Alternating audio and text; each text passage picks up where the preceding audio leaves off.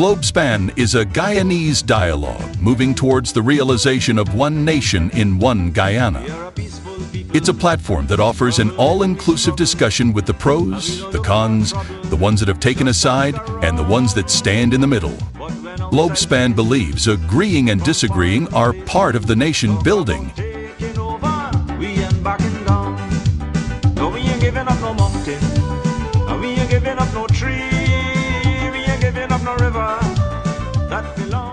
Globespan believes that every Guyanese voice is part of the nation building.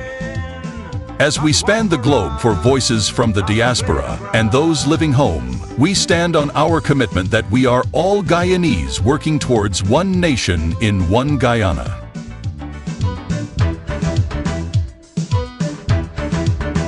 This land is our land now.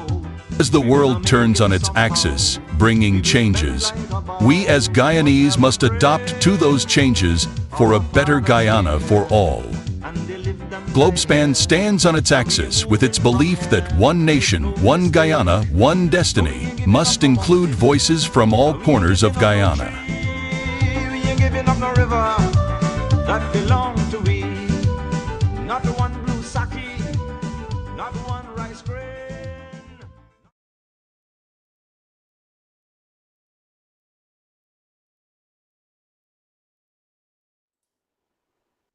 Good evening, ladies and gentlemen. Good evening to all of our viewers at Globespan. Welcome again to another discussion of our Wednesday evening discussion on globespan247.com. While I'm making these announcements, I would like you to share the program. If you're on Facebook, press the like button and share it with your friends and family. And if you're on YouTube, press the subscribe button so you'll be able to get notifications whenever we are starting a program. Globespan 24/7 is a platform. It's in business. It's in now its 6th year, offering a community service for all voices. The platform invites all political parties, civil and religious leaders to share their opinions and address concerns. You can contact Globespan 24/7 by calling 631-762-8694 or email us at support@globespan24x7.com. So ladies and gentlemen, all viewers, our topic tonight is State of Political Affairs, the Diaspora Influence.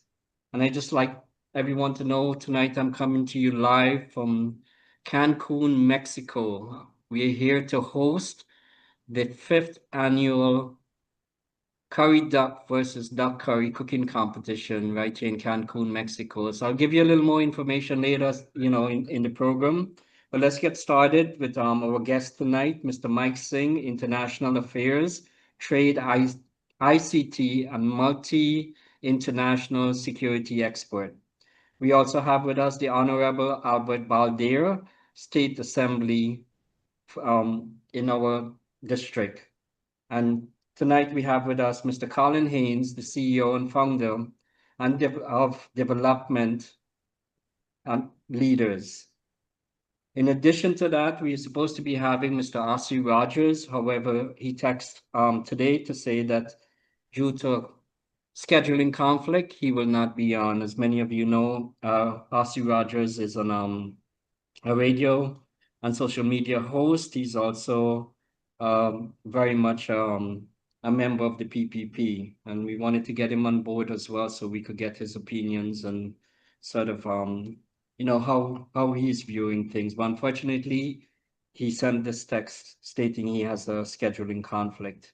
So gentlemen, I want to start this evening with the topic itself, the state of political affairs. But really, what I would like all three of you gentlemen to do is that all three of you are from the diaspora as well. And while we are talking about the local political situations in Guyana, we need to also bring in the diaspora dimension. How can the diaspora help? Rather than joining and being a part of the problem, I think we should try to be part of the solution, as we have done so many years in the past, in the 80s, in the 90s. Millions and millions of dollars were sent by the diaspora, the barrels, the boxes, and the politicking, which I'm sure Albert and Mike Singh and Colin will probably mention.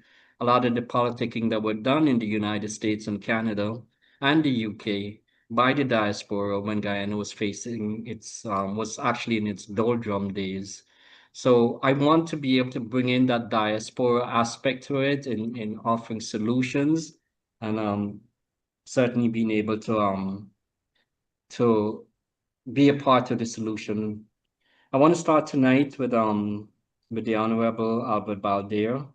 And Albert, we've been seeing a lot of the political rallies, quite a bit of numbers.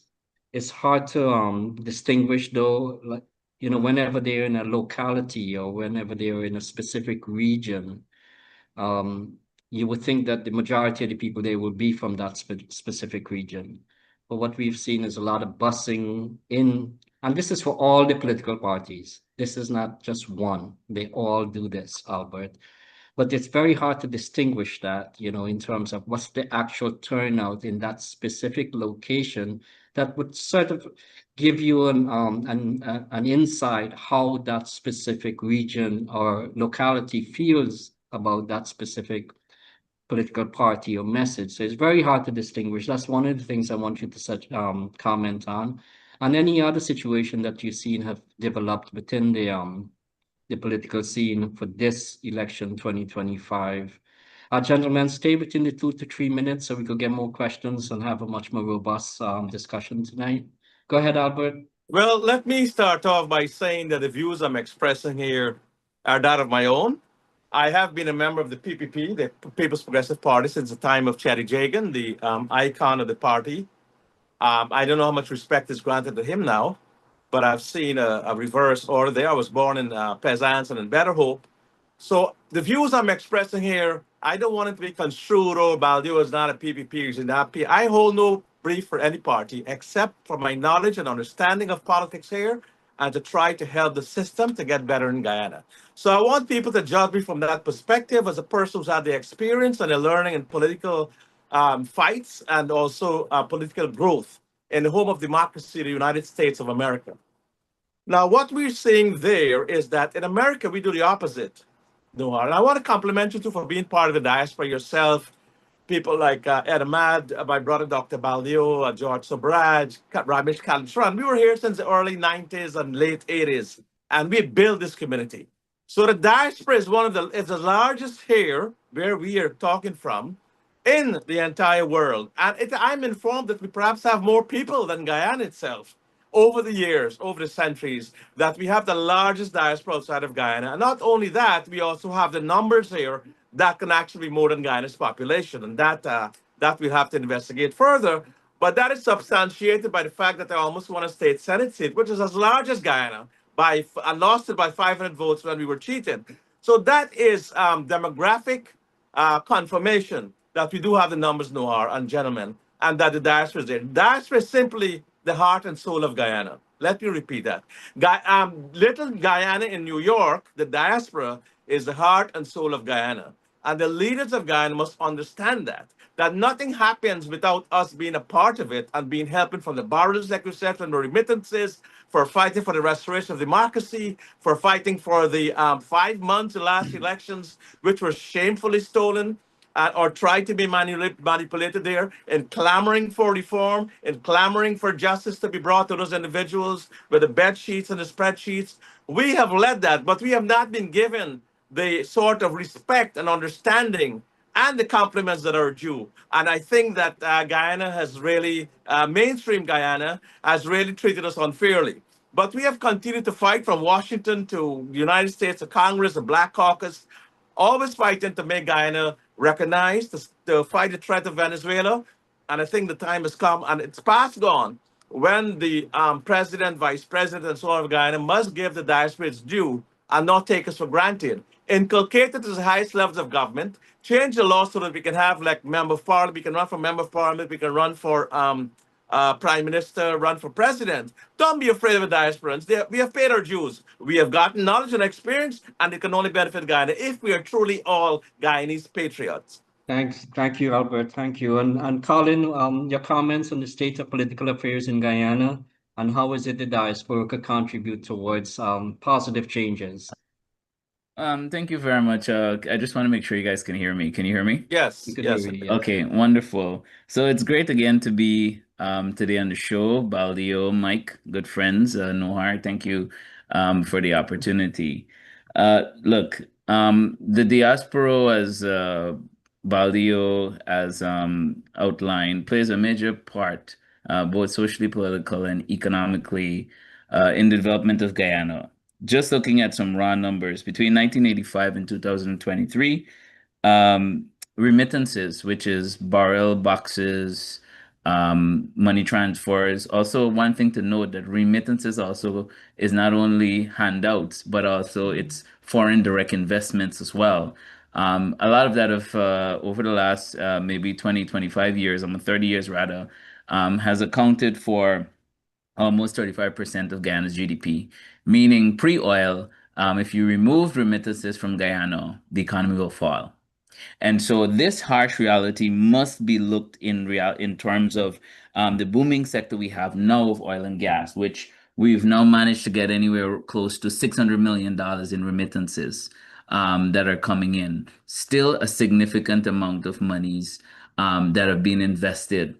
And the reality of this is that while we can contribute to the social and economic development of Guyana, um, we're not at a table financially, I mean, politically. We're good to send money, we're good to donate to political parties, we're good to send barrel and boxes and investments and stuff, but we're still not there yet with being able, and I want to say that, we can criticize, we can look back into as far as whenever, 1985 or whatever the case may be, but the last 28 years of the PPP, we haven't got significant improvement to the diaspora involvement. All we've had is a rudimentary diaspora policy that practically doesn't do anything. I've seen recently that they've had these job fairs, and if you ask out of them how many people got hired from the diaspora to take up meaningful positions, because we have some very talented people in the areas of health, science, technology, education, agriculture, whatever it is, it's very minimal. So what we've been seeing with the state of political affairs and diaspora influence noir is a diaspora that is well capable to be able to lead the development of Guyana, but political parties and political candidates and political systems have been blocking their participation. Thank you, Colin. That's some really good contribution there. But there's one thing you mentioned, Colin, that this has been happening under the PPP for the past, I believe you said 28 years. But I really Yeah. want to be fair also that this also was taking place under the APNU AFC. And I've had personal experiences trying to be able, in that area. So it's not just one political party. I think it's across the board that we have seen that where the diaspora is being viewed in terms of just from the lens of the remittance and what they can be able to bring financially, but not being able to have a voice within the political arena and to be able to shape a change. So, Mike, we're looking for changes. We want to be able to, we had a great opportunity. God has blessed us. We were able to migrate and but for a purpose, Mike, for a purpose for us to be able to turn back and help to be a part of the change. So tell us, Mike, from your view in terms of 2 to 3 minutes, Mike, if you can, the state of political affairs and how could the diaspora be of help? Yeah, good night, Nohar, Mr. Baldio, Good night, sir. and Colin Haynes. Pleasure to be with you Mike, all. are you on the correct show? Yes, am I not? Well, I mean, we like your headdress here. I mean, last week we seen Yes. Robbie Dev in some beautiful garbs, No, and this now is we see you with some. this Okay, is the Mike. correct show. Okay. I belong to many diaspora. The Guyanese diaspora, the Latin American diaspora, the Indian diaspora, and the Afghan diaspora. So Wow. I call myself the king of diaspora. And I might be elected president of Afghanistan, but I might never get elected president of Guyana. Because in Guyana, once you're from the diaspora, you are only good for two things: your US dollars and your political lobbying. After that, you're treated like dirt. As they say in Spanish, basura. They don't want to hear about you. They don't want to see you. Many of us have heard of one chap, Vishnu Mahadi, who's been trying for 5 years to open a facility in Guyana to do export of vegetables, whiskered fish. You know, at this stage, he might have been better off enrolling in NASA's Young Entrepreneur Program. He would have done better. But Guyana is a country where the politicians have no respect for the diaspora. Zilch. They go to New York, they end up in some club, they talk a great game, they fool everybody and the grandmother. They're good at, like one man said, well, I'm not kissing babies, I'm stealing their lollipops. So you have some of them enlisting scholars who have now become scholars for the dollars. And, you know, yes, you have money, you have oil, but where is the hope that springs eternal that Bill Clinton talks about? Bill Clinton, who I consider one of the better presidents of the US, talked about building bridges to the 21st century. In Guyana, they need to build bridges with the diaspora, but I doubt it will happen in any of our lifetime. These guys are only interested in power, enrichment for themselves under 1 or 2%, and you in the diaspora, you just shut up, keep sending the US dollars. When we arrive in Queens, you know you have to come out and greet us. We'll do some meet and greet, take notes, and nothing gets followed up. I think by now President Ali's got about 2,000 notebooks of various persons he's met. He's taken note of their complaint, but nothing gets done. And there are people in the diaspora who've been ripped off by a guy called Yuri Garcia in Guyana, the Ponzi scheme guy. And when the wife of a certain member of the diaspora approached the president of Guyana and the attorney general, she was about how her husband lost money to Yuri Garcia. She was dismissed. So in my opinion, irrespective of who's in power, Ranger in the Manger, President Irfan Ali, the Borat of Guyana, it doesn't matter. You in the diaspora, you're of no consequence. Just send the barrel, send the money, but shut up. We are in charge. Well, thank you very That's much. a harsh reality. Thank you, Mike. And a comment that came in from looks like Rano Singh Bakshar, and basically this person is chewing. All of you want oil money. I mean, I think we started the program talking about the amount of money diaspora sent into Guyana, not money coming out of Guyana. So I'm not sure which program she's on, but certainly she didn't seem to get the clear message that even what Colin mentioned, from 1985 to 2023, the diaspora remittance and including investment contributed 35% GDP. So Ms. Bakshar, it's really about what the diaspora has contributed and not what they're looking to take out. I believe in them saying that they want to be able to have a voice is really to shape the nation, which they belong to become a better nation. And that takes me to my next message. And truly is a message to all of our Guyanese brothers and sisters to help Globespan achieve this goal and the vision, to help build a society that is much more informed from all sides. And this is a very important thing that we all need to pay attention to get information that's coming in from all sides. On tonight's program, R.C. Rogers, a PPP representative, was supposed to be on. He no-showed because he said he has a scheduling conflict. But Globespan invites all sides. It's just a matter of them to be able to come up and have these type of discussion. We also want a society which can change from within. If we are not looking within ourselves to make changes, how are we going to affect changes on the outside? And a society that can reason together. I will not be correct all the time, but I'm willing to reason. And if you're willing to reason, we will have a better Guyana. We would be much more proud of Guyanese when we move around within CARICOM or when we move internationally. It's not going to become such a thing that all your Guyanese. It's going to be, that's a Guyanese. And we've gained that respect. Albert will say this, Mike will say this, Colin will say this. The diaspora penetration in the United States, in Canada, in the UK has been so deep that Guyanese were literally involved in developing the coded vaccine. There were Guyanese building roads out in Dubai. So there's so much that the Guyanese can do in terms of contributing to the changes of Guyana, rather than us keep looking at this 50% poverty rate that we are still in. We also want to be able to have a society that can work to keep hope alive.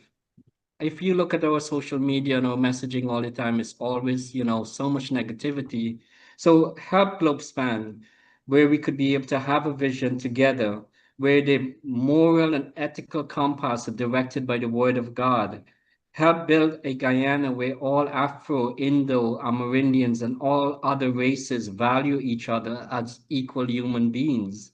Imagine a Guyana where her wealth becomes your wealth for all the people of Guyana. You're all born rich, but you have not been able to realize the richness because of what has transpired in our 59 years of history. So in saying that, I wanted just to quickly touch on the voters list. Albert, you were in politics long before I was probably in short pants. 778,000 names are on the voters list. What do you say to that, Albert? I mean, how were you from the diaspora being in the politics? 778,000 people, where the population really is about 750 to 800,000 in Guyana. Well, before I get there, I just want to follow up on what you said. To answer that person who talked about us, well, in that way, looking for oil money, where's the oil money, anyways? You got 2% of it coming in and coming into Guyana. We could even get a cash grant. Not that we want 500 US dollars here, but the fact of the matter is that we were left out in the profit sharing whole scheme of things. So whosoever, I know that person lives in Canada or wherever, but that is like an insult to all diasporans who have worked with their blood, sweat, and tears, doing 3 and 4 jobs. And we know that. We got nobody to help us. We couldn't mention the name Cherry Jagan or Forbes Burnham or PNC or APNU or PNC here. We had to build from the ground up. So respect that, all of us, diasporans, Mr. Haynes, Mr. Singh, myself, Nohar, all of us. We had no one to help us. Only God and the work ethic that we inculcated, which Guyanese lack. That's why a lot of foreigners are going to Guyana and making all that money, taking over the jobs, because we've gotten very lazy and complacent. The little American experience where you are like living in an apartheid system, or you're living in a system that does not favor you, and where you have to fight and work hard, will teach you real industry and how to work and so forth. Also, this part about I think someone mentioned Vishnu Mahadio. Mike, Vishnu Mahadio, you have to handle him more with like a pound of salt than a grain of salt. But I'll leave that there. We'll talk about him privately. But Nohar, as regards that voters list, what you're telling me therefore, and I hope this is by verified facts, if the voters list is higher than the population of Guyana, then something is drastically wrong. And I'm not saying this because I'm a PPP or a PNC or whatever. I'm speaking to this as a person who's had to face elections and who's had to face corruption, who's has to fight the status quo, and the playing field must be level. And if you've gotten 778,000 people in a country that does not have more than 50,000 people, then there's either a very rapid expansion of people being born beyond biological science, or something is going on there. So this has to be investigated as to why that is. So I'm saying this in all openness. I'm not saying this because I'm a PVP or a PNC, but I'm saying this because the field has to be level all over in Guyana, America, and so forth. If you're going to develop and thrive, We've got to have a level playing field. So if that is so, I didn't check into that honestly, but if, and I have no reason to doubt you, if that is so, then there's something fundamentally wrong. And the problem with that, Nohar, is that whosoever wins the election, they're going to come back and tell them, well, you know, you rigged the election. You're setting up yourself for a fall. You're setting up yourself. If you're going to win, do it fairly, and people will respect that. But you're setting up for Carter Center and the European Union and the United Nations and the Commonwealth to come at you and say, hey, your elections were rigged. You're an illegitimate government. So whoever is spearheading that is doing themselves a great disservice, whether it's from the PPP, the PNC, or whoever, or APNU, or who. Yeah. So Colin, that number of 778,000, I picked that up from Mr. Alexander, who is a commissioner in GCOM. I believe he was on the program last week. So that's where I picked up that number. It could be on and off a few thousand. It's gonna not be Yeah, significant. it's a ballpark estimate. Yeah, yeah. Look, for the I see there's many chatter about the diaspora, and so I wanna circle back and make a few different statements. Number one is that we don't want the oil money. We live in the United States or Canada or UK or wherever we live as diaspora members. We make a livable salary. We can start a business. I've started a business. I know Baldio, I know Mike Singh. We've all owned businesses. We've become successful people, and we're just a snippet of the bigger picture, right?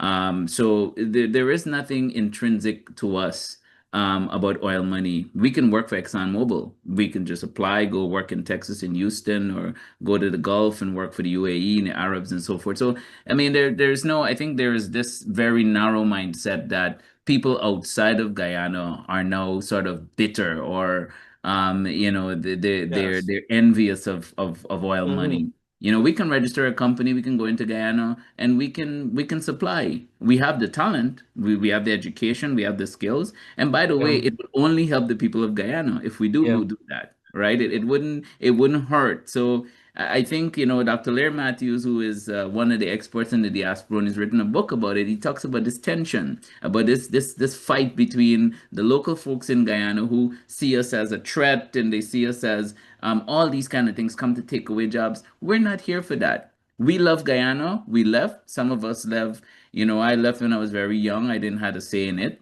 You know, I was 16 years old, so I had to go where my parents went. Some of us left voluntarily, some of us left involuntarily, some of us left because of political persecution and things like that. So let's talk about now. You mentioned about the voters list. The population in Guyana stands about 850,000, thereabouts. And you have a voters list that is 780,000. Now, you don't need to be an expert at this, right? It's simple math. There's 200,000, at least 200,000 school children, meaning children under the age of 16. And even if they're 14 and above, based on the laws, they can register to vote, but they cannot vote. All right. So if we had 850,000, we removed 200,000. And by the way, I think school children are a little over that, right? I think it's around 250, but let's just say 200,000. So you're left with 650,000. And you still don't account there for folks who have died, who don't come off the list. If your grandmother or grandfather, whoever died recently, last year or 2 years ago, they don't come off the list. So why do we have a padded list?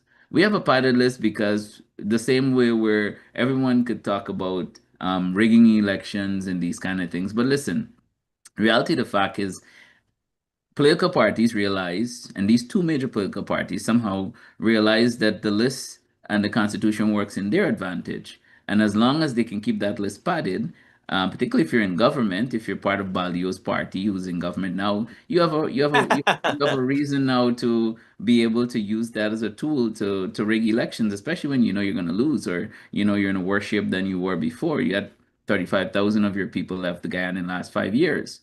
So these are the thing. It seems like we talk about democracy. I mean, certainly that's been the, you know, the guardians of democracy. That's been the call for the last how many years of rigging elections. But Nohar, look at this. If there was any laws in place that protected the list, that protected us from elections fraud, How come we can't put people in jail? Baldi and I had this argument a few months ago, or whatever the case may be. Why nobody is not being in jail for these kind of Yeah, fraudulent behavior?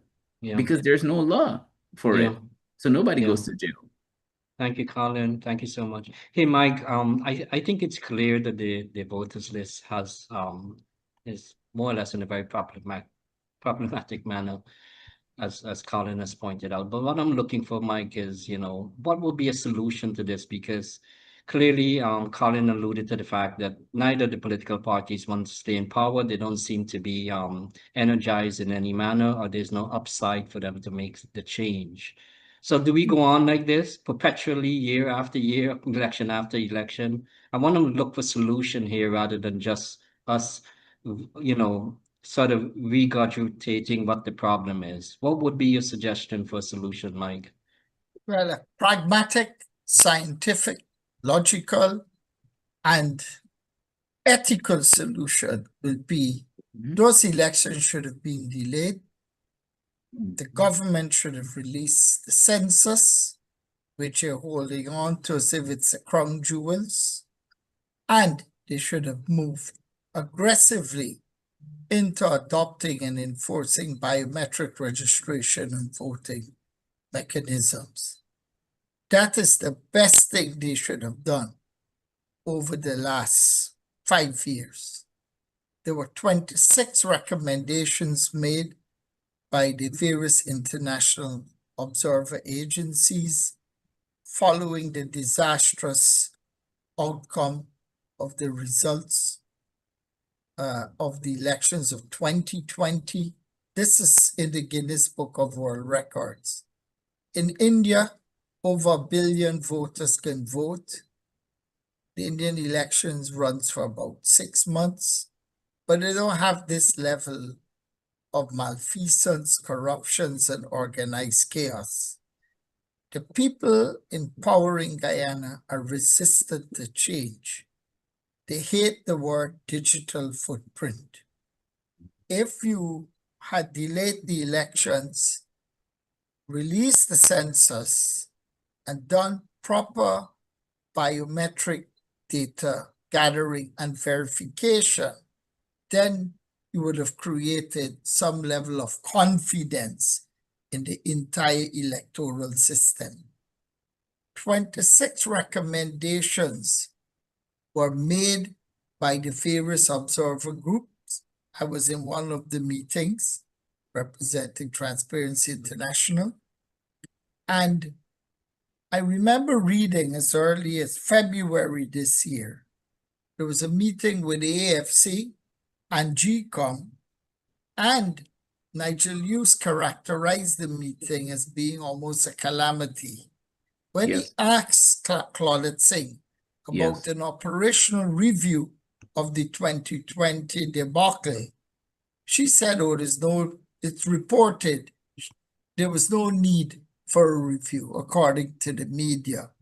Correct. Cathy Hughes came back not less than maybe 2 months ago, and she revisited the same thing about adopting the 26 recommendations.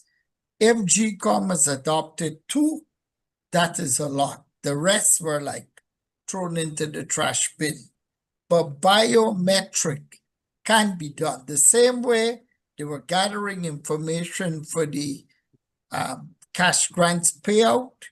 They could have done this the same way, because it's not hard and it cuts down or minimizes on voter fraud. Why is GCOM so resistant to biometric verification and voting? And why is President Ali, Vice President Bharat Jagdeo, and the entire PPP regime so resistant to releasing the census? I've had meetings with various international observer groups, and they're all like, why? Why are you holding on to the census? Release it. Is there something in the census you don't want us to know? All I can say, the morning after September 1st is not going to be a pretty sight in this place, because people are already playing it out in their head that the system is not, it's not being run in an ethical manner, and therefore the outcomes is not going to surprise anyone. When as someone said, the international community, they're concerned, and if you're going into the start this race with a lot of ridicule and acrimony and distrust, don't expect the outcome to be anything like a great day in church. Thank you, Mike. Noah, I want to add a few here just for a minute or so. It's a pity that we don't have folks who are being paid by the ruling government, the Ozzie Rogers, the Fazil Yousufs of the world, or the ICD, International Committee of Democracy, to come here and defend that position, and are choosing to go to another talk show whose main object is to play music. Now, the thing is here is this. I understand from what I've been hearing is that dead people, dead voters from centuries or from decades ago are on that list.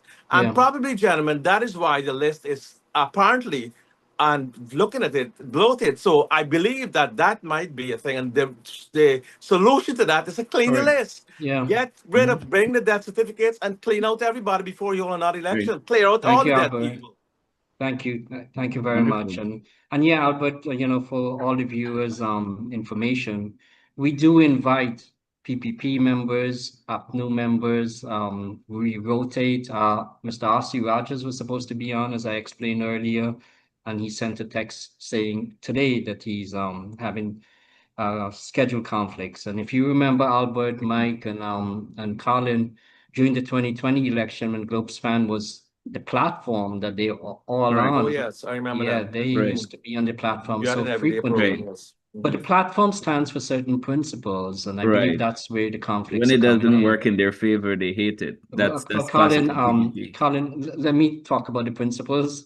And the principles is that we want to hear the voices from all races, all political parties, all civil leaders.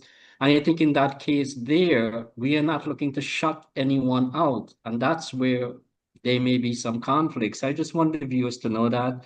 And Mr. Rohan Luck, we seem to have a lot of trolls on tonight. He said, you guys are professionals and sound so stupid about the list. People migrate and newborn, can't read that properly, and the newborn make the list more. Well, if Mr. Rohan Luck was listening to, Mr. Mike Singh as well pointed out that there were 26 recommendations that were made by international organizations, how they could go about cleaning the list. So we're not talking only about this list not being in a proper form. There are solutions that were proposed that we are talking about. So it's not regurgitating a problem, rather trying to come up with some solution to the problems. Well, my next topic, I want to talk about the Demerara Bank issue. But before I go there, I want the viewers to know that I'm coming live from Cancun, Mexico right now. We are here to host the 5th annual Curry Duck versus Duck Curry cooking competition. And we all know the history, what Curry Duck represents Trinidad, Duck Curry represents Guyana. And it's an all-inclusive occasion. And we include your culture, your cuisine, and your entertainment. So you're not just only taking your day tours, you're also enjoying the people that you're among your fellow West Indian people. Now, last week we had the Caribbean throwback with Super Blue and Chris Garcia. And this week is the Curry Duck versus the Duck Curry cooking competition. We have something called the meet and greet night, people coming in from all different parts, the UK, Holland, United States, all different cities, Guyana, Trinidad. And then we have the pool day. We also have the competition day. And usually on the competition day, the TASA group normally escort all the contestants. It's quite a sight. It's the cultural part of our history. And the people last year we were in Jamaica. Oh my God, the Jamaicans could dance tassa and dance Indian songs because they were just getting so much involved. The year before we were in St. Martin, and We also have a private party comes after the competition day, which, by the way, the competition, we have what is called blind judging. The judges don't know whose plate they're tasting, so it's literally blind judging. And duck curry won for the last few years, and we're anticipating to see what would happen this year. We also have a private party, it's an all-white private party. People go in, they enjoy themselves. And then we have the beach day, which is something that we show, we have the Harmonia, the Dolac. So folks, join us next year, 2026. But this year is the curry duck versus the duck curry cooking competition. And it's in Cancun, Mexico. Most of the folks start coming in tomorrow from Thursday into Monday. So do contact Travelspan for the 2026, either if you want to be in the Caribbean throwback or the curry duck versus duck curry cooking competition. I have to be careful when I talk about duck curry, because my house does have some curry duck that rules the house there. I want to go to Demerara Bank. I want to go to the Demerara Bank issue. So last week I did an op-ed, and before I even talk about the op-ed, I want to go to the recent news. Devin, do you have that slide on President Trump working on this executive order? Trump to punish banks for dropping customers. Penalties will be imposed on financial institutions debanking customers based on political grounds. Article from The Telegraph.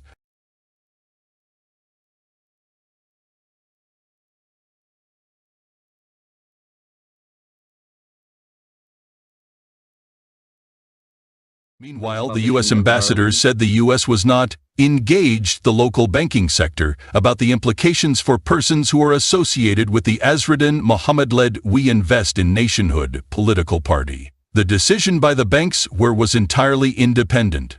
We were not consulted, we were not asked. We have no opinion on the matter. Banks here make their own decisions, she said. She said the OFAC sanctions pertain solely to what happens in the U.S. Article from Demerara Waves.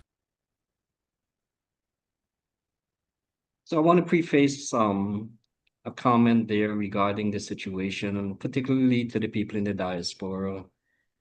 Many of you, as I've mentioned before, are so successful people. You've worked hard, you've established yourself, you've came out of a country that's been divided.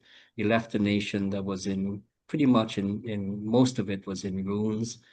You've looked back, you've never deserted Guyana. Guyana, as using the words of Professor Paul Tennessee, Guyana has been your first love. And I think if we to look and keep at that, we'd want to know that Guyana is treating its citizen in a much more fair way, in spite of what the political alliances are. And hence the reason why my op-ed last week, which faced a lot of pushback from both Timothy Jonas, a well-respected senior counsel, and Mr. Ravi Dev, well-respected within the Guyanese community as well. And I just want to just read that last paragraph again to you guys in my op-ed last week. It says that today it's a win candidate. Tomorrow it could be members of the PPP, APNU, or any future political movement. The next time it could be based on one's religion, be it Christian, Muslim, Hindu, or simply for having a conviction that does not align with the private institution interest. If we remain silent, we risk a dangerous precedent where a private corporation will look to punish citizens for exercising their democratic rights for daring to dream for a better Guyana. And I also went on to say, let's be clear, Globespan 24/7 does not endorse or support any political parties. Our only allegiance is to the truth, transparency, and the well-being of the Guyanese people. True national transformation begins with justice and accountability. A day will come when a Nelson Mandela or Mahatma Gandhi or Martin Luther King will rise from the sons and daughters of Guyana. And if we don't speak out on these things, history will judge us all. Now, going to the Demerara Bank issue and then subsequently to the GBTI issue, we are not sure what is happening internally. They have the prerogative. They're a private institution. They could make these decisions. However, when these decisions are construed to be political interference, I believe some form of accountability to the nation. Now, Albert, Mike, and Colin, Dr. Betaram Ramarak made the reference. And it's a very key reference as to why I brought up the issue last week in the first instance, is that where are the rights of the people? Where's the government of today, be it today's government, standing for these teachers, for these rice farmers, these innocent people that were debanked, where they had to literally go collect their money and go look for another banking institution. And specifically, these were win candidates. There were a lot of talk last week about the correspondent banks. And, you know, Albert, as a CEO, I would have want to write the correspondent banks and say, look, do we have any issues here? So absent of a note from a correspondent bank or the Bank of Guyana that these Guyanese win candidates are subject to secondary sanctions per se, and that could affect your relationship on your financial institution. Absent of that, it will be construed as interfering. And I think the key issue for us here at Globespan is that the people, what happens to these people when situations like this is thrown at them? One person reminded me today as well, and this is allegedly, I don't have any proof of this, that while they have debanked and closed accounts of win candidates, they did not do the same. And when I say they were referring to, and this is alleged, I didn't see the proof of this, that where if a candidate had a loan from the bank, it wasn't closed. So they Where's were the cherry picking basically what it is. Mm, And you know, Albert mm, is worrisome. We in the diaspora, we know our civil rights, we know what, you know, our rights are under the Constitution. Uh, but we also have a constitution in Guyana. So it's mhm. not only in the United States. As a Guyanese, as a teacher, as a rice farmer, as a nurse, don't we have a right to our political preference? Please, Albert, go ahead. Oh, definitely. First of all, I want to compliment you on your op-ed. As you can see, it was pre-signed. History has borne you out in a few days where this has come about. And I was very disappointed in senior counsel Timothy Jonas saying that, given the answer he gave, despite, and even more so because of the fact that he has a conflict of interest because he sits on the board of those banks, and he's posturing an answer that conflicts and saying, and also Ravi Dev, who's supposed to be a freedom fighter and has done a lot in that area to say, well, you know, that the banks are right. Let's put it this way. Banks in Guyana make money from the people of Guyana. I Mm, understand it's part about trading with America and having a few, but the majority of their wealth and their profit comes from the hardworking rice farmers, the gardeners, the taxi drivers, as my father was, and the housewives and those who don't honestly live in Guyana to put the money there. And they have to respect that money comes there because America doesn't give anybody money like that. It's the people of Guyana. So when the banks are going to have a run on customers and chase them away and decline their business, then that is not good for business. What you want the people to do, put the money in the mattresses, put it, hide it somewhere where the fire burns it out, where people come and kick down the door, like the cases I prosecuted way back in 1984. Are we going back to 1984? We can't afford to do that. But to answer your question from a legal standpoint, having been a lawyer from Guyana, the former magistrate, state prosecutor, and police legal advisor, here's the problem. That's grounds for severe constitutional remedies. Articles 147, 149, and Articles 22, the right and duty to work, is ingrained in every Guyanese citizen.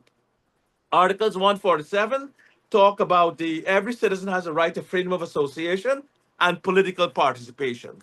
So when you deprive someone who has not committed any wrong because of political reasons, then you're going down a road that cannot be reclaimed because you're establishing a precedent for other parties who may win elections to say, well, we're gonna stymie you, we're going to discriminate against you, we're going to suppress you because that happened in 2025 when the banks did A, B, and C. I call strongly upon the banks. And I know Mr. Komal Samru well. I've known him for a long time in Guyana. He has been a very good, he and Yusuf Assad and so on. I have respect for these guys. Revisit that issue, change your regulations in conformity, because whatever happened here with the OFAC sanctions cannot become law of Guyana. Jurisdictionally, they do not apply to that extent that you have to have this major drastic changes. And this can be taken to court. This is a breach of the labor laws. It's a breach of our constitution. It makes us look small. It makes us put us back like apartheid when we're a colonial country of America or for these banks overseas, and we're being dictated as to what happens to our people's blood, sweat, and labor. We must honor them and keep those accounts safe. Keep the accounts current. You're making money from people. Don't chase away people like that. And it's illegal under because President Trump has clearly said it's election interference, and it's also that you should not be dropping customers like that. So it's clear now, right now, that Guyana and the banks have to revisit that issue and make sure that you do not appear to be dictatorial, demonic, and to have this kind of embrace that kind of law whereby you're suppressing the Guyanese people, whichever party you're from. Do not do that to your own citizens. You are creating a very terrible society whereby people are feeling ostracized. And they will leave. And they will say, well, I'm done with Guyana because we don't get nothing from this country. And the money that we earn for, we can't even bank it. So, it's gone too far. It's a bridge too far, as someone said. And it should be revoked and rescinded in compliance and in accordance with what you have said, Noah. I've read your statement. I believe it's a guiding principle. I'm not saying this because I'm on your show. I thought it was well thought out, and history has borne it out. You got to make good trouble, like John Lewis said, Martin Luther King, Cherry Jake, and all the great people said. You must make trouble. MLK, all of them. Gandhi, you must make good trouble, and this is part of making good trouble. No, well, I would hope not, Albert. We're not looking to make trouble. Oh, no, but he said good trouble. He didn't mean break and burn. He meant to oppress, to raise your voice against injustice. That's what he meant. Yeah. And Colin, moving on to you, here we have where it seemed as if the sanction to Azzuddin Mohammed were far-reaching, deeper than what the sanctions really were. But here we have President Trump now in his comment that, of penalizing banks that are seen to be penalizing a person based on their political affiliation or preference. But Colin, here we have a situation where I really want to focus on the people, how they can be able to empower themselves. How could they empower themselves, a teacher, a rice farmer, a nurse, a policeman, so that when these things happen, they would be able to have recourses and not just have a Globespan or different social media people out there talking about it. They need to have solutions for themselves as well. Any guidance there, Colin? Yeah. So we have our part to do, and that is education. The PPP continues to spin a web of propaganda and lies about what sanctions are. And so I want to take this opportunity to level very clearly and very truthfully about what sanctions are. Sanctions are not they're not a crime, right? They're not prosecutable in any court, right? A sanction is it's a method pretty much man-made that if we don't like you and we feel that you are a threat or you've done something, then we are going to block you from accessing something. And in this case, with Azzuddin Mohammed, it's his ability to do financing and banking and doing financial transactions in the US. So the first thing is a sanction is not a crime. If he had committed a crime, then there is laws to extradite him. He should have been extradited, and he should face the penalty in the country that is doing so. However, none of that is happening. Also, he's sanctioned by the United States of America, not Guyana, not the Cooperative Republic of Guyana, right? And so while you have sanctions in the US, and while some of that may affect his banking relationship it does not flow over into his social and political aspirations. So clearly, what the government is doing of the day, Nohar, is victimization. And in 2020, we heard the guardians of democracy, we heard them loud and clear about rigging and all these kind of things. Where are they now? Where are they now when people are being oppressed because of the guarantees they've got in the Constitution? Everyone in Guyana is guaranteed to support a political party. And so you can come to me and tell me now that because I support this party and because this man is sanctioned in the United States over financial transaction, and by the way, if he was doing business with people locally, whether family, friends, or business associates, business wise, that's where the sanction applies. The sanction does Yeah. not apply with being part of a political list. Right. And the other thing I want to say is that the PPP is not telling us that in relation to these sanctions, there are other people who are sanctioned. We had a permanent secretary of the PP People Progressive Party who was sanctioned as well. Her name is Mae Thomas. And recently, you had two drug dealers.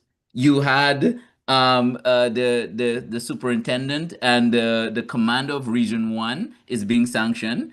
We also heard recently that there is a list of sanctions that have been prepared by the Office of Foreign Assets and Control, OFAC, and they will include PPP ministers. Yeah. So So while we're here, that we're talking about sanctions, we must be very truthful. And on Thursdays, it's not truth. It's yeah. lies. It's propaganda, right? Mhm. It's meant to pull the wool over Guyanese people's eyes. Yeah. So the truth is, we have to educate them. We have to tell people what sanctions are. Now, one other thing I want to say that I'm very deeply concerned about, and every Guyanese should be concerned about this, is that every time I go into a bank, financial institution in Guyana, or a government office, I'm always worried that today or tomorrow, if I don't say right things on shows like these, in the eyes of the government, then my information would be out there in public. And Yeah. it shouldn't be. And also, Noir, the list of electors are for one purpose. The list of candidates are one for one purpose. You know, they were using the list of electors to give out a cash grant, which is a major violation. Claudette Singh and the commissioners should go immediately Yeah. because of Yeah. this. Yeah. Secondly, the same list, Nohar, is now being taken and being given by GCOM to the local banks. I have possession with me letters Yeah. from people who were had their accounts, NBS Yeah. and the Morara Bank, Yeah. who were taken off the But list. Colin, So how does yeah. GCOM get this? How does the banks get this list? It Yeah. has to be from the Guyana Elections Commission. Yeah, and Colin, it's very hard for us to at Globespan to substantiate those things, but I'm sure that you, from your perspective, you have such proof. You've said some very key issues there, though, and but one of it I would like to bring some comment on. You mentioned that it's the government that's issuing these you kind of relate the government to the banking situation, and truly we perceive this is the private institution. They have the right to make these decisions, but we as a public are just asking on behalf of all of these people for them to substantiate why they made such a decision. And it will only, and Mike, this is coming across to you, it will only the local Guyana banks, that is Demerara Bank, GBTI, and Citizen.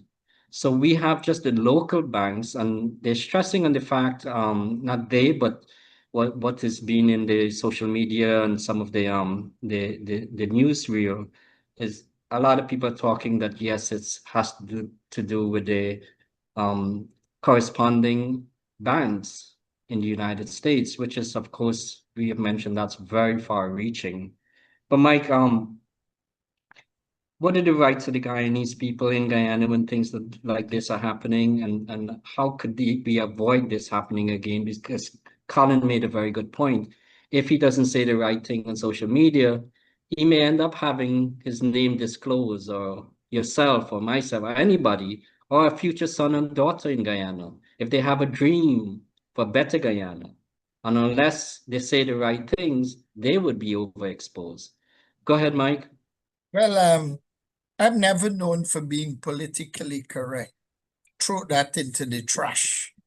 I'm known for being plain old correct. That's my mentor, the late Lee Kuan Yew, and Steve Forbes said, plain old correct. I do not kiss ass. I don't curry favor. I'm a professional. I believe in three things, and these three things make Singapore great. Guyana will never be like Singapore in a million years. Meritocracy, pragmatism, and honesty.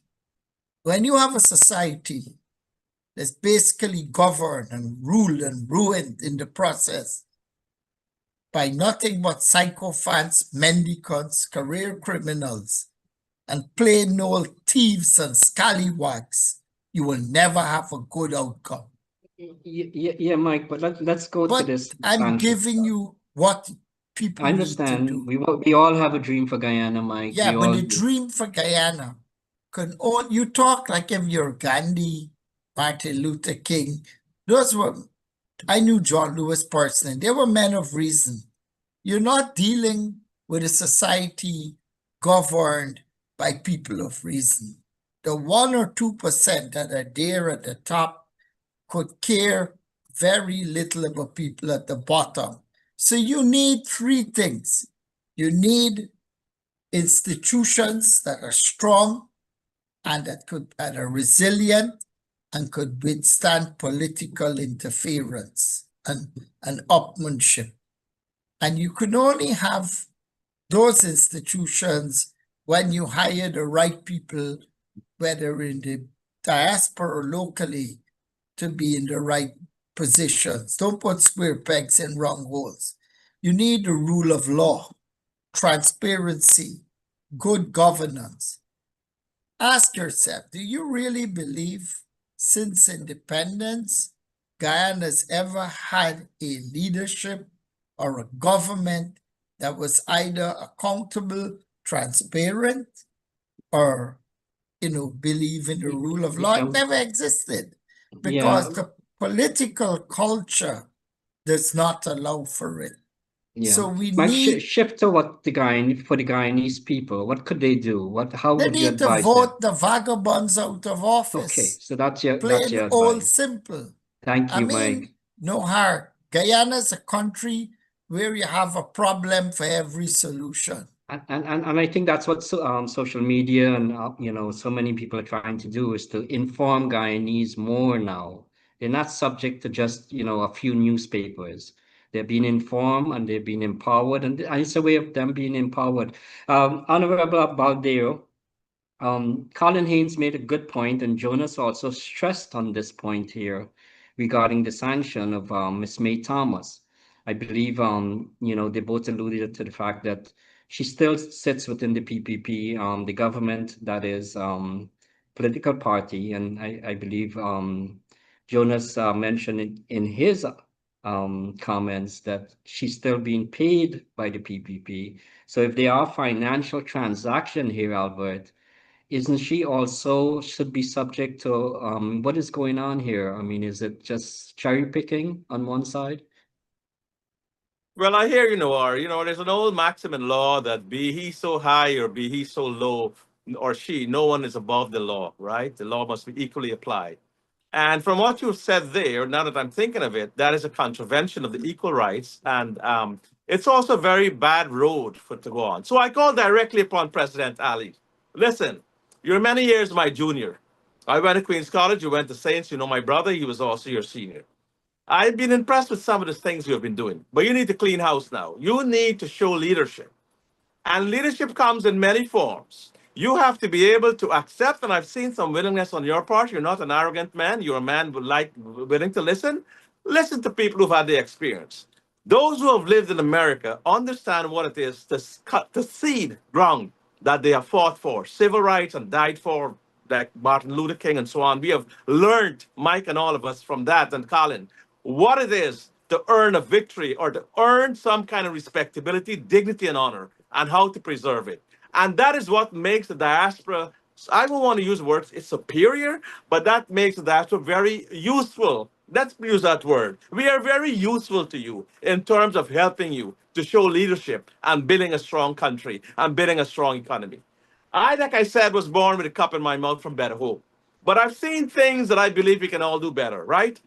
For example, we can have Exxon and Chevron and these other companies coming here and sucking 98% of the profits. You've got to put your foot down. You know, people used to criticize Forbes Burnham. He went to Queen's College, myself, the same alma mater. I'm no fan of Forbes Burnham.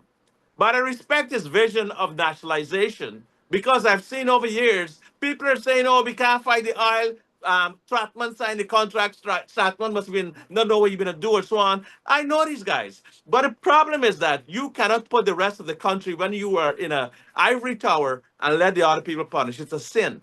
And therefore, you have to have people to use such terms on Exxon about nationalization, like Burnham did. He didn't mean it, or he might not have done it, but he did some.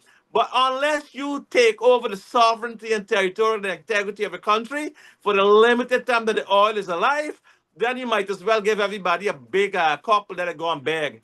Or keep it for beg for years to come. Because when that oil is done, Guyana will not have any resources that are worthwhile to say, well, we are going to be like Singapore or we're going to be like Dubai. You all like to talk about Dubai, talk how we're going to be the greatest economy in the world. We're the fastest changing, we're the fastest growing. And yet you have these cabals coming together and controlling everything. And Guyana belongs to everybody, including us in the diaspora. Because our neighbor string is buried in Guyana much more than some of you. And some of you have never been government before. You were old for other parties before.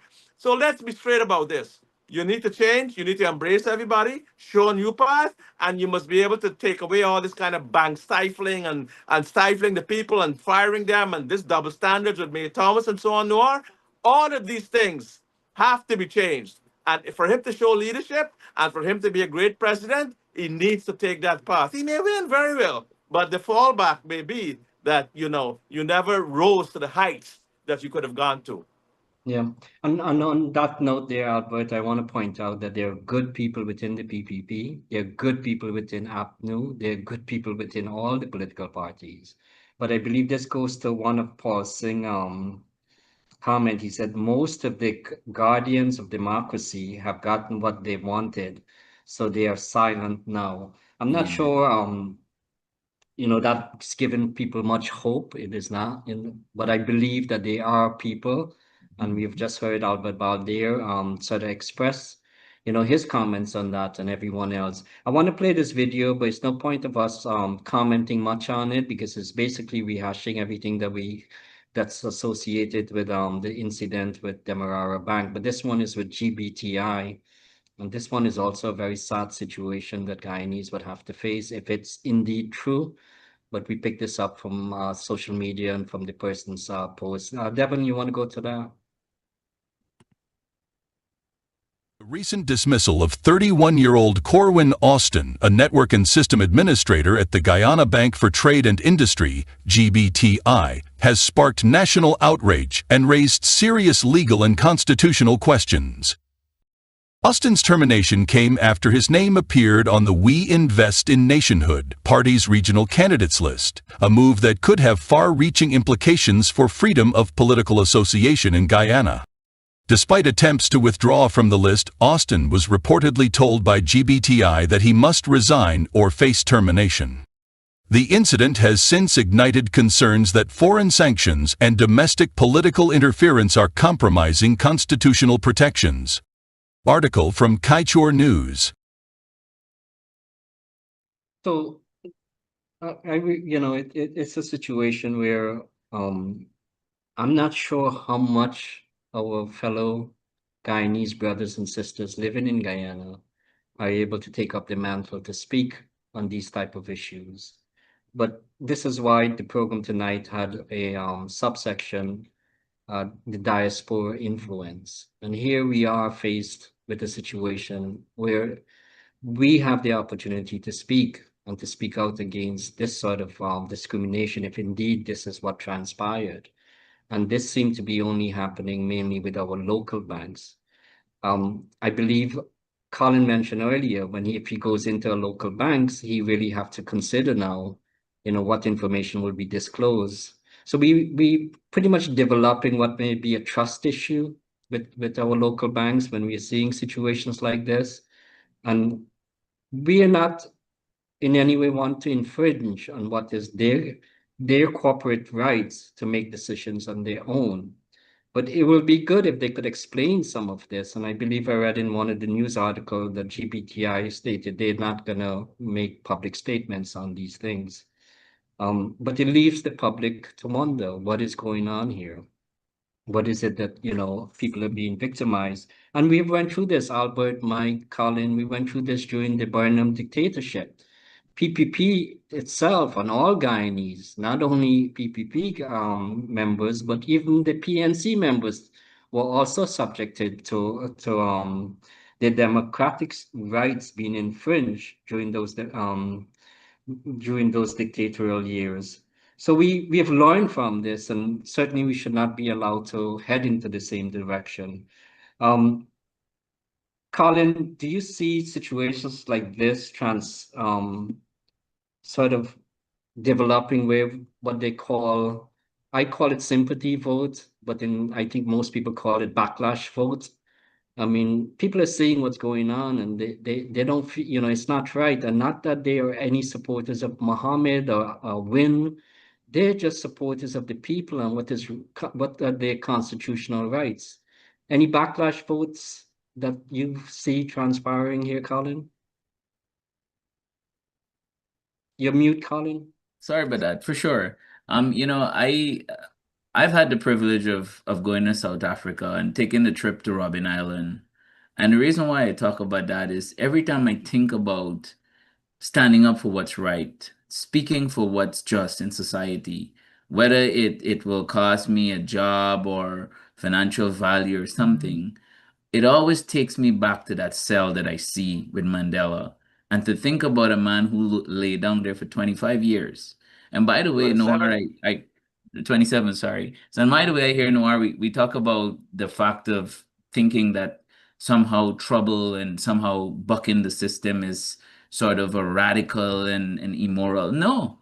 I mean, if you look at the state of where Guyana is now, it is because nobody's bucking the system. It's because nobody's holding the government accountable. We allow these things to happen. There is another comment that says, bad people live because good people sit down and do nothing. And while I believe that the PPP and PNC and many other political parties have good people, why those good people are sitting down and let bad people continue to lead the country down into where it is now? And now we almost have to rely all the time on the United States and Britain and Canada to determine our destiny. I don't believe in a Ghana like that. While I agree, I want to say that I think what Trump did is very good. It's very honorable. It's very noble because it puts that America there's still some kind of reasoning. There's still some kind of goodwill in the United States. But talk about what the benefits of that are. It's a totally different thing. So I don't believe, Nohar, that for some reason today the vote is the only way, as the only method to get rid of this, right? Muhammad has become a phenomenon of populism, and he's become that based on the fact that this is a man that came out of that system who started to do something for the people and started getting backlash because the people realized that, look, I'm not getting a house. I'm not getting a car. I'm not getting any intrinsic good value from my current government, who I'm paying to. But here's a man who's taking his own money and helping me out. So, I mean, this guy is, I mean, at this point in time, I'm desperate. I'm in poverty. 50% of the country is in poverty, as you know. And not that I said it, but the international community says it. And the numbers are very validated. And so anyone who comes by now and offer any semblance of improvement becomes a hero. And if we're talking about a democracy, we need to also ensure that we're playing this game by ensuring that people are allowed to vote for whoever they want. But what we're seeing here is that you have a dictatorship. We talk all the time about Forbes Burnham and dictatorship and so forth, but here is the modern dictatorship that we're entering, right? If for some reason Burnham was a dictator and did all what he did and it was so bad, and the country produced far more, manufacturing was 12%, now it's 2% now, and all of that, Look where we are now. We're the fastest growing economy in the world. We stifle our citizens. We have the most poverty in Latin America, among the most impoverished countries. And we're arguably one of the richest countries in the Western Hemisphere. So these things rise to that populism. And like I said, the PPP knows that their numbers are bad. They know that theirs are numbered. And so they will try by all bet not to be democratic and to stifle. But the people have to vote at the end. Thank you, Colin, and I wish Asi Rogers from the PPP kept his commitment. It would have been good to get his perspective. Mike, I asked Colin if there are going to be backlash votes, and there's one term that I grew up listening to. It became the mantra of growing up in Guyana. Don't split the votes. Don't split the votes. That clearly has not helped us in where we are today, based on everything that's been unfolding. So two things I wanna, couple of things I wanna ask you, and pretty much we're going to closing comments now, Mike, because we're coming close to program time. One, do you see backlash votes coming in here? Because in every one of their statements or so, Muhammad, and then people are seeing this sort of what is construed to be political victimization. And Colin, just for your information, a few months ago, Globespan did a very nice program called Weaponization of Democracy. And I think that sort of looks the way we are at today as well. So Mike, one, backlash vote. Two, don't split the vote. Has that worked for us? Should we stick to that? Go ahead, Mike. No. Go ahead. Hell no. I reject the politics of cordelismo, the strongman politics. Latin America had it, went through the window. But in Guyana, the politics of Guyana reminds me of the era of Mobutu Sese Seko in Zaire. Asruddin Mohammed is what I consider a necessary evil, as I've said. A tsunami of change is going to come because 48% of the electorate are anywhere between 18 to 28. Polls show Asruddin Mohammed as having 42 to 45% of that demographics with him. The PPP, as one person has said, is living on borrowed time. They're accustomed to having a Bolshevik, Stalinist approach of doing things. Why wasn't Frank Anthony, Vindy, and others not considered? Why only Irfan? There's one man alone in the PPP that determines its future. And I wonder what will happen when he departs his worldly abode. The PPP will probably self-destruct. He's the one that's holding it together.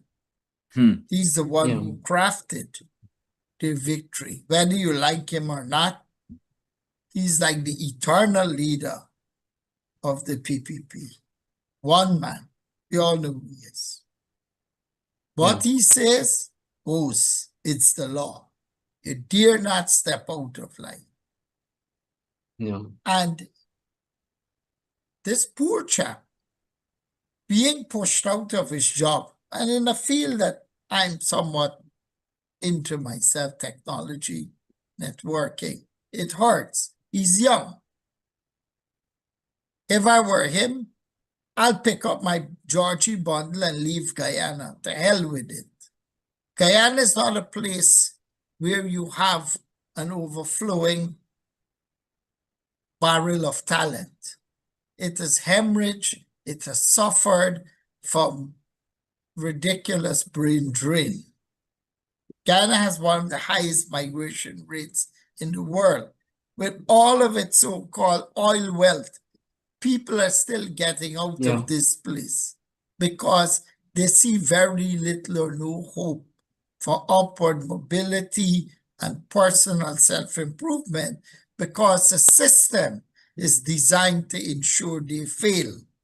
unless they're in that 1 or 2%, they may get ahead. But unless you're willing to indulge in skullduggery, chicanery, dishonesty, chances of honest people moving forward in Guyana is slim to nil to zero. Yeah. I was Okay, born Mike. in Guyana, but I was lucky I got the Yeah. hell out. Yeah. I read 3 books and I Yeah. realized I was not going to be part of the experiment. Yeah. Brave New World by Aldous Huxley, 1984, and Animal Farm. Once I read those 3 books, I said, buddy, you're going to be, like as I say, some animals are more equal than others. 4 feet are bad, 2 feet are better. Yeah. That sort of thing. Thank And you, people Mike. in Guyana still live the Animal Farm experiment, sadly. Yeah. So it's time Yeah. for change. Right. Barack Obama, Right. big champion of Thy Brother's Keeper, Yeah. time for change. The Thank people you, of Mike. Guyana deserve change. Thank you. And I will tell you, if it was the United States, GBTI would have been sued to the hilt for Yeah. wrongful dismissal. Albert, Absolutely. you know the Yeah. victories of the American Civil Liberties Yeah. Union. We Oh, need yeah. a Guyanese Civil Liberties Union to Yeah. ensure there is no overreach in Right. Yeah. violating the rights of innocent people. Good The suggestion, Mike. Thank you president so of much. Guyana Yeah. categorized a respectable global body as Yeah. Transparency International as being fake.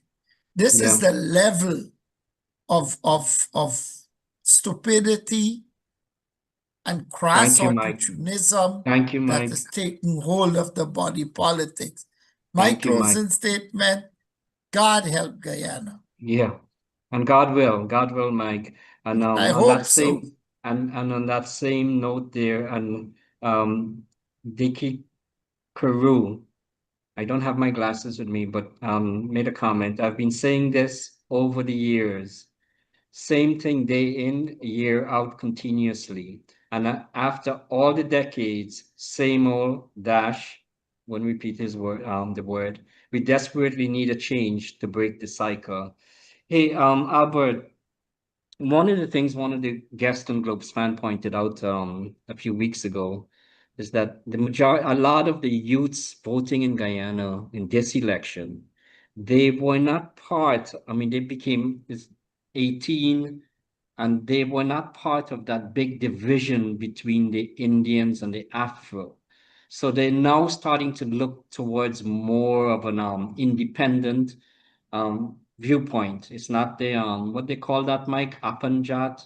It's not the Apanjat. Yeah, Apanjat. Apanjat. Mm-hmm. Right. Okay. So one of the guests pointed that out a few weeks ago on Globespan. So what I'm gathering, Albert, this could be an opportunity in going to what Kuru just mentioned there. There needs to be a change. Is this an opportunity where Guyana is at the crossroad, not only financially because of this oil wealth, which is finite. This oil wealth is gonna expire soon. This generation, these youths, they have an opportunity now to look at the issues. We took in over $2.5 trillion budgets in the last 3 to 4 years. People got $100,000. They got a lot of roads. They got a lot of hospitals. Not sure they have the people to man that. But is this an opportunity? Are we at the crossroad, Albert, where Guyanese can be able to make better decisions in how they vote? And talk a little too, Albert, if you don't mind, on that don't split the vote mantra that we have had all these years. Because certainly that would be a dichotomy as you talk about youths judging based on issues rather than just race or political affiliation per se. Go ahead, Oh, Albert. Closing yes. statement as well. Yeah, so I'll try and wrap everything up here. Definitely, the diaspora experience is very instructive here. When we campaign and run for district leader, state senator, assemblyman, city council, we can depend on no Apan chat vote. I mean, even though there's what, whether there's roti or whatever. So whatever you guys practice in Guyana is alien to the system of democracy, the greatest democracy in the world, America. We have to convince Irish Americans, Jewish Americans, African Americans, Indo Caribbean who don't come out and vote. Your own people let you down over here. So it's a different concept. Look at Mamdani. Mamdani was able to go across all sections, and now he's going to be the mayor. So get that the world is changing. The world is looking for quality. The world is looking for people who can lead and are not stuck in the times of the past. And if Guyana is embracing that amongst its youth, then God bless you. Origin a new Guyana. Don't depend on the old colonial style and when you suck up the people. Own your country. Practice sovereignty. Practice what God has given you. Your neighbor string buried there. You will never get a life like what you have in Guyana. Trust me. I was very successful in Guyana. My wife lost babies. We came to America. I have never had the dignity nor the success I've had like I had in Guyana at the age of 23 when I became the youngest judge, magistrate, prosecutor, police advisor. I had it all and came to this country. But this country is a place of granite ceilings, not glass ceilings. And what you have, your God given right, make use of it. Never think you can come to Guyana or America or any other country, UK or wherever, and do better than in Guyana. That is your own country, brothers and sisters. And I'm speaking to the young people in all of Guyana. Be proud of who you are, because if you're not proud of that, nobody will be proud of that. And therefore, as we strive, as we go along, as we strive together, you must be independent. You must have an independent private sector. You must have a business regulatory body and a diaspora think tank. Replace ICD and all these fly-by-night organizations that only come to drink the soup here.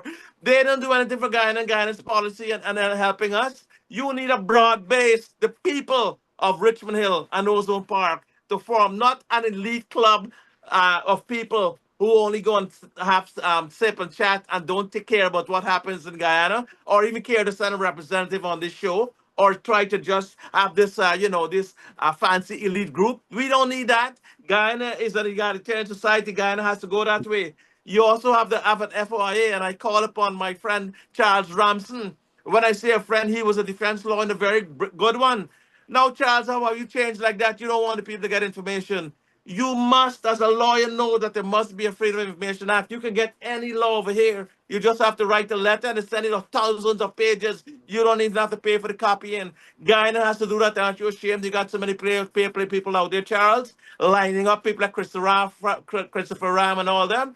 You must make sure that those things are complied with. That's basic democracy. You're a lawyer much better than that, Charles Ramson, and I know you a long time, and I know you won't take offense to this.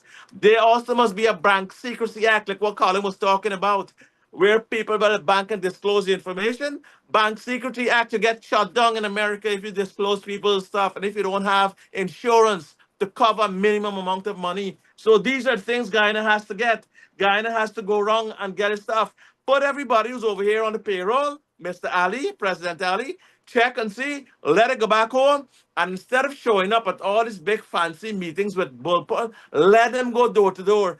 That is the American way, like Mike was saying, the old school way. You have to go and listen to the people, talk to them, throw off who you are. You're about to lose government, or you can lose government if you don't do the right thing. Tell the people why you should vote for your party. All the parties should do that. Pound the pavement. That's how we do it in the greatest democracy. We don't take nothing for granted, and Thank you you, have to Albert. convince the people. So, with that, Thank brothers and you. sisters, I wish you the best, and please take our simple advice. We have earned the right to talk to you and to Yeah, educate you. yeah. And to all of our brothers and sisters and our concern, we are trying to keep a mature, civil, and diverse conversation in Globespan. We don't have all the bells and whistles, meaning there is no shouting or no colorful languages on Globespan, just reasonable discussion, and we all agree to disagree. Colin, regarding that crossroad, and we'll close after your statement. Martin Luther It, King said in this, and Colin, I before you start, I just want to point out something, Colin, that in the United States, I believe the independence now is just about 42% of the voting blocks. And independence being that they could vote either way, mostly based on, the issues on hand. right. At this crossroad, is there an opportunity here with these youths coming up? You know, how could we be able to get the message to them? Let it be about the issue. Let it be where they could drill down and say, well, what is it? What have our lives changed? Why do we still have 50% of our population in poverty? Why do we have the disparity of who gets duty free and who don't get duty free? And it shouldn't be based on the political alliance. It should be what is right for the country. So go ahead, Colin. Closing arguments, statement as well. Yeah, one of the comments that resonated with me over the years, and I have it actually part of my WhatsApp status. It says, "There comes a time when one must take a position that is neither safe nor politic, nor popular, but he takes it based on his conscience." September the 1st will be a day for Guyanese to dig deep into their conscience and ask themselves a very fundamental question. Are you better off 5 years than you were? Are you better off 28 years if you were?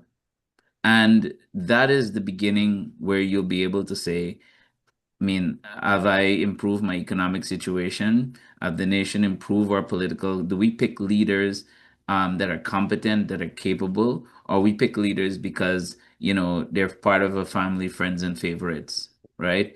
In the areas of social policy, economic, healthcare, education, agriculture, whatever it may be, the people have to go to the polls and look and say, fundamentally, am I better off? Are my kids better off in school? Our food supply better off. You go to the market, you go there with $10,000, $15,000, and it's done in a flash. Are we better off? We're oil producing nation that literally every day we get 1.5 billion Ghana dollars. By the way, I was looking at budgets a couple years ago. The amount of money we were making in one day now from one resource in Ghana, we had entire budgets on that almost 20 years ago. So imagine 20 years ago, or less than 20 years ago, we had an entire economy running on what we're making in one day now. Bad inflation. And no, but are we seeing any better? And look, in this position, Noir and Albert, we can afford to do a lot for people. We can give everybody $1 million. We can increase public servant salaries by 100,000. We can take care of our firefighters, policemen, Nurses. our prison officers. We can have better school. Look, I cringe when I see the fact that in our health sector, we're building fancy hospitals, but we have 4,000 nurses that we're lacking. So you're building nice fancy buildings, but you have nobody to take care of. So when you go to Georgian Public Hospital, which is old, you're gonna die, and you go to a fancy hospital in Lima or Enmore or Diamond, you're gonna die too. We have our diseases killing people. It's the fastest killer of Guyanese right now. You want to see the proof of that? Somebody fall down the other day at the PPP meeting, and I'm so sorry. And my thoughts and prayers go out to his family. But these things are not to politicize it, but to let us know that these are issues that are on the ballot that need to be fixed, that we need to look deep down in ourselves and see which of the parties have a plan.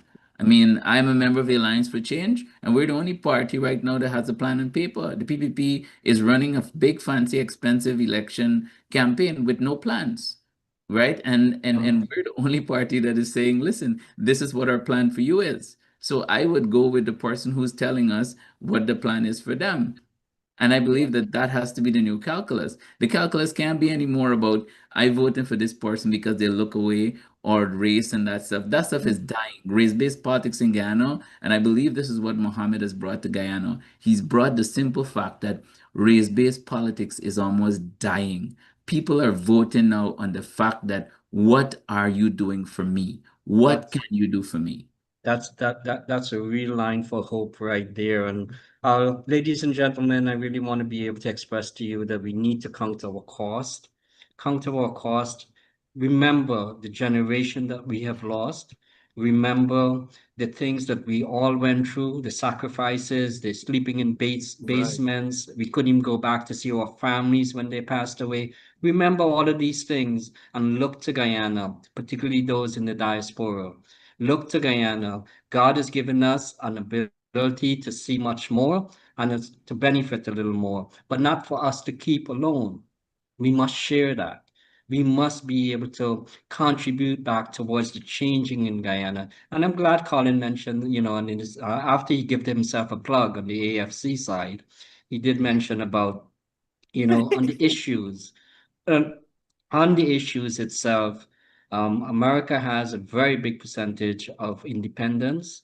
If it is that we could move away from the race voting and we could move Yes. away from the political alliance, and there's nothing wrong with us questioning whoever we politically align to. That's the only way. I think Mike Singh mentioned about Dr. Frank Anthony and Vidyanan and some of the good people within the PPP, where their voices. So there's no reason why Albert, Colin, and Mike that we cannot question from within, so that we could be able to affect the change within our own political preference, whichever party we want to align ourselves with, so that that party could have longevity rather than being in a situation whereby it could be removed at any time. And so, ladies and gentlemen, thank you very much. We really appreciate you guys being on Globespan. We're truly trying to keep a discourse and a discussion where we bring in views from our side. And we are hoping that these programs will bring about hope and bring about, to bring to light the issues for the people, for the teachers, for the rice farmers, for the policemen, those that are being affected by decisions and policies. Albert Balde, Mr. Mike Singh, and Colin Haynes, thank you so much. Colin, you've always been very helpful in terms of us when we call on you. You quickly, Thank you. you always agree. So, Thank Globesman, you. thank you for that. Thank Thank you, you. guys, and have a good night. You too. Thank you. Have a good Okay. night, Bye. everybody. Good night.